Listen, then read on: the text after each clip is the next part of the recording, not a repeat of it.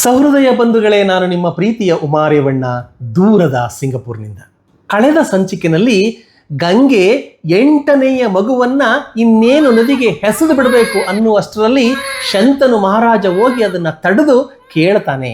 ಆ ನಂತರ ಏನಾಗ್ತದೆ ಅನ್ನೋದನ್ನ ಇವತ್ತಿನ ಸಂಚಿಕೆಯಲ್ಲಿ ನಾವು ನೋಡೋಣ.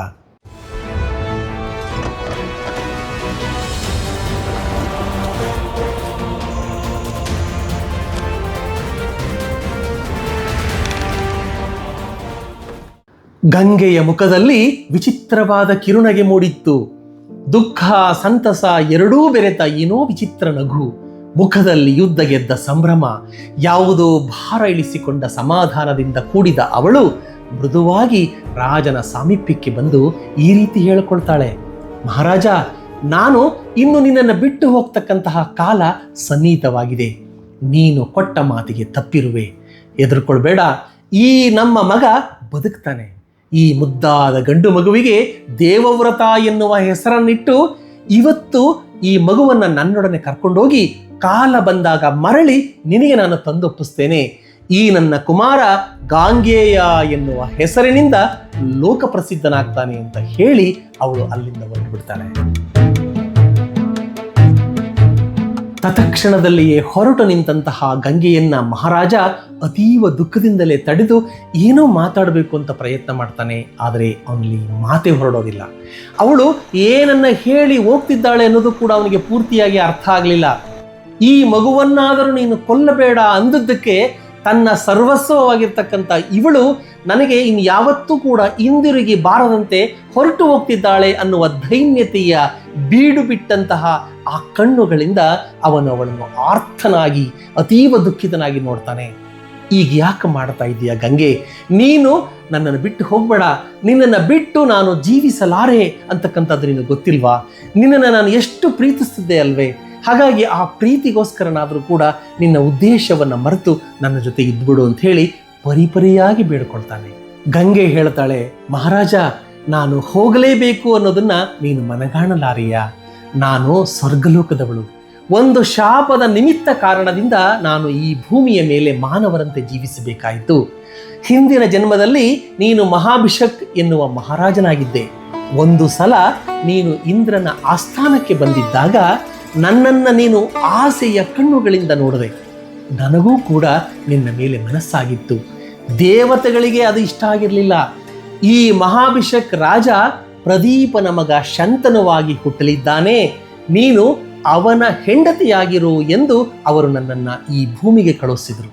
ಅವರ ಆಣತಿಯ ಮೇರೆಗೆ ನಾವಿಬ್ಬರು ಪ್ರೇಮಿಗಳಾಗಿ ಸ್ವಲ್ಪ ಕಾಲ ಸುಖವಾಗಿರುವಂತಾಯಿತು.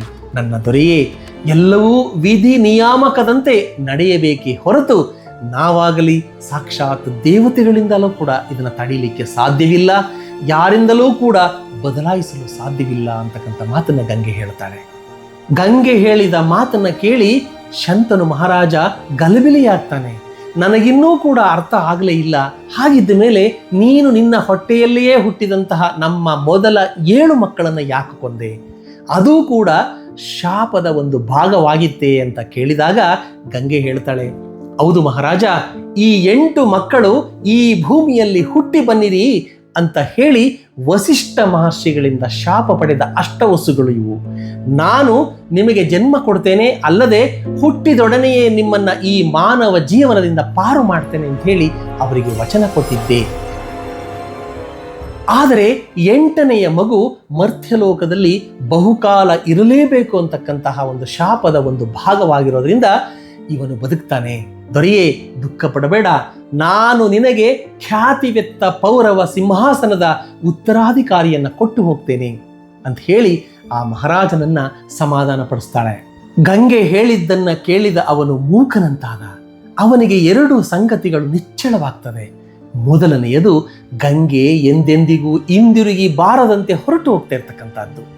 2ನೆಯದು, ಈಗ ಪೌರವರ ಹೆಸರನ್ನುಳಿಸಲು ತನಗೊಬ್ಬ ಉತ್ತರಾಧಿಕಾರಿ ಮಗ ಇದ್ದಾನೆ ಅಂತಕ್ಕಂತಹ ಒಂದು ಖುಷಿ.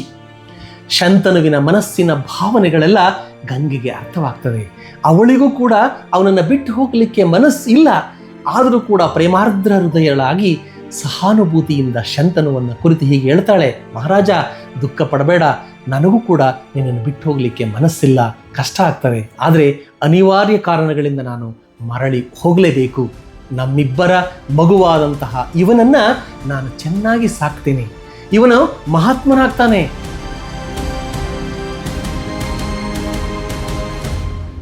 ಚಂದ್ರವಂಶದ ಸಿಂಹಾಸನವನ್ನು ಅಲಂಕರಿಸ್ತಾನೆ. ಪೌರವ ರಾಜ ಒಂದು ಏನು ಸಂಕುಲ ಇದೆ ಅದರಲ್ಲಿ ಎಲ್ಲರಿಗಿಂತಲೂ ಕೂಡ ಮಿಗುಲು ಅಂತ ಅನಿಸ್ಕೊಳ್ತಾನೆ. ಸೂರ್ಯ ಚಂದ್ರ ಇರುವವರೆಗೂ ಇವನ ಹೆಸರು ಶಾಶ್ವತವಾಗಿ ಉಳ್ಕೊಳ್ತದೆ ಎನ್ನುವ ಸಮಾಧಾನದಿಂದ ಗಂಗೆ ಅಲ್ಲಿಂದ ಅದೃಶ್ಯಳಾಗ್ತಾಳೆ. ಹೀಗೆ ಗಂಗೆ ಅದೃಶ್ಯಳಾದ ಮೇಲೆ ಶಂತನು ಮಹಾರಾಜ ಬಹಳ ಹೊತ್ತು ಅಲ್ಲೇ ಕೂತ್ಕೊಂಡು ಅತೀವ ದುಃಖ ಪಡ್ತಾನೆ, ಅತೀವ ಸಂಕಟ ಪಡ್ತಾನೆ. ಗಂಗೆಯೊಂದಿಗೆ ಕಳೆದಂತಹ ಅವಿಸ್ಮರಣೀಯ ನೆನಪುಗಳನ್ನ ಅಲ್ಲಿಯೇ ಸ್ಮರಿಸ್ಕೊಳ್ತಾ ಕೂತ್ಕೊಳ್ತಾನೆ. ಕೊನೆಗೆ ಎಲ್ಲವೂ ವಿಧಿ ಲಿಖಿತದಂತೆ ನಡೆಯಲಿ ಅನ್ನುವ ತೀರ್ಮಾನಕ್ಕೆ ಬಂದು ಅರಮನೆಯ ಕಡೆ ಭಾರವಾದ ಹೆಜ್ಜೆಯನ್ನು ಹಾಕ್ಕೊಂಡು ತಾನು ಏಕಾಂಗಿಯಾಗಿ ಅರಮನೆಗೆ ಬರ್ತಾನೆ. ಆತ್ಮೀಯ ಸ್ನೇಹಿತರೆ, ಗಂಗೆ ಯಾವಾಗ ಮತ್ತೆ ಭೂಮಿಗೆ ಮರಳಿ ಬರ್ತಾಳೆ, ತನ್ನ ಪುತ್ರನನ್ನು ಆ ದೇವವ್ರತನನ್ನ ಯಾವಾಗ ಶಂತನುವಿಗೆ ಹಿಂದಿರುಗಿಸ್ತಾಳೆ ಅನ್ನುವ ಒಂದು ವಿಷಯವನ್ನ ಮುಂದಿನ ಸಂಚಿಕೆಯಲ್ಲಿ ನೋಡೋಣ. ಅಲ್ಲಿಯವರೆಗೆ ನಿಮ್ಮೆಲ್ಲರಿಗೂ ಧನ್ಯವಾದಗಳು.